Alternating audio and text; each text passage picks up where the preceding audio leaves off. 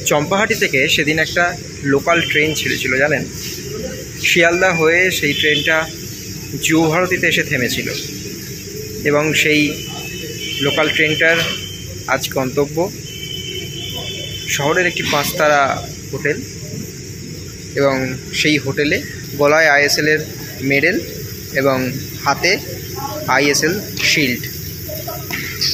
এক 22 বছরের ছেলের স্বপ্ন পূরণ, যিনি মোহনবাগান সমর্থক, সেখান থেকে মোহনবাগানের রক্ষণের অন্যতম ভরসা।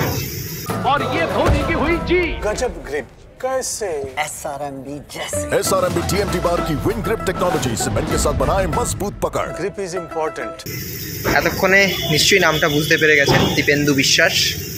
আজ শিল্ড জয়ের পর সেলিব্রেশনের মুহূর্তে তাকে কিছুটা একটু আলাদা দেখাচ্ছিল। তিনি গ্যালারির দিকে অনেকক্ষণ খুঁজছিলেন, যখন খেলোয়াড়দের ফ্যামিলি নিয়ে বিদেশি খেলোয়াড়রা, দেশীয় খেলোয়াড়রা ব্যস্ত ছিলেন, তখন এই ছেলেটা গ্যালারির দিকে হাত পাচ্ছিল, গ্যালারির দিকে খুঁজছিল তার পরিবারকে। একটু দেরি হয়েছে আসতে।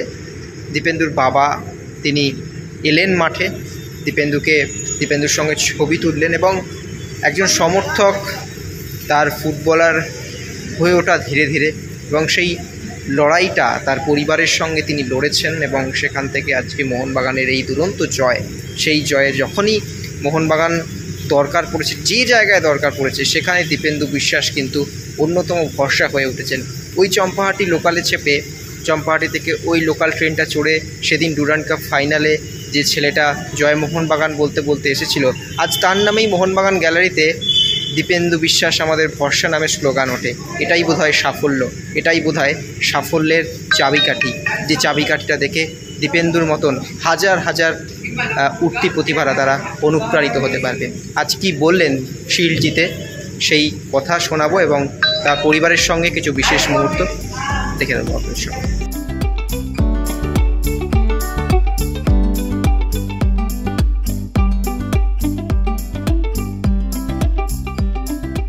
জার্সি পরা সফলতা গর্বের ব্যাপার, সেখানে তুমি জার্সি পরে খেলেছো, ট্রফিও জিতেছো, কেমন লাগছে? খুবই ভালো লাগছে, এটা সব প্লেয়ারদের কাছে একটা ড্রিম। তো শিল্ড চ্যাম্পিয়ন হয়েছি আমরা ব্যাক টু ব্যাক, তো খুবই ভালো লাগছে। কতটা কনফিডেন্স পাচ্ছে, পাশাপাশি কতটা তারা তোমাকে সাপোর্ট করছে, কনফিডেন্স দিয়েছে এবং সে চেঞ্জেসও এসছে তোমার মধ্যে? অবশ্যই সিনিয়র প্লেয়াররা আমাকে প্রচুর হেল্প করছে, বলছে কোনটা কী করলে, কোনটা ভুল হলে বলছে সেটা আমাকে ঠিক করার জন্য, তো প্রচুর হেল্প করছে। বাবা মা অবশ্যই খুশি, কারণ এই দিনটার জন্যই অপেক্ষা করেছিল। তো বাবা মাকে আমি এই চ্যাম্পিয়নটা ডেডিকেট করছি, খুবই ভালো লাগছে। মলিনা তোমাকে বলেছিল তুমি দেশের অন্তর্বর্ষা প্রতিভাবান স্টপার, এবার কি জাতীয় দলে নিজেকে দেখতে পাচ্ছ?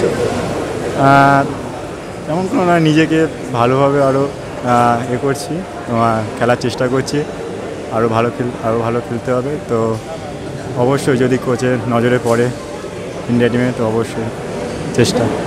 অনেক ছোটো ছোটো বাচ্চা তোমাকে দেখে কিন্তু ইন্সপায়ার হচ্ছে, মোহনবাগানকে ভালোবাসছে, ডিফেন্ডার হতে চায়, তোমার মতো ডিফেন্ডার হতে চায়।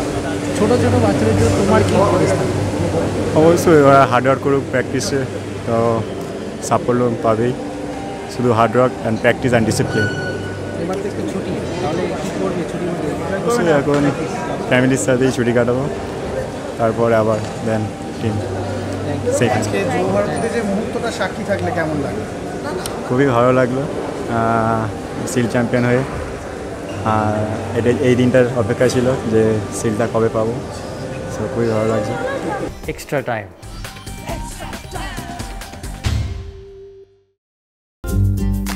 লেটেস্ট নিউজ আর এক্সক্লুসিভ ভিডিওর সঙ্গে আপডেট থাকতে এখনই সাবস্ক্রাইব করুন আমাদের ইউটিউব চ্যানেল। বেল আইকনে ক্লিক করতে ভুলবেন না যেন।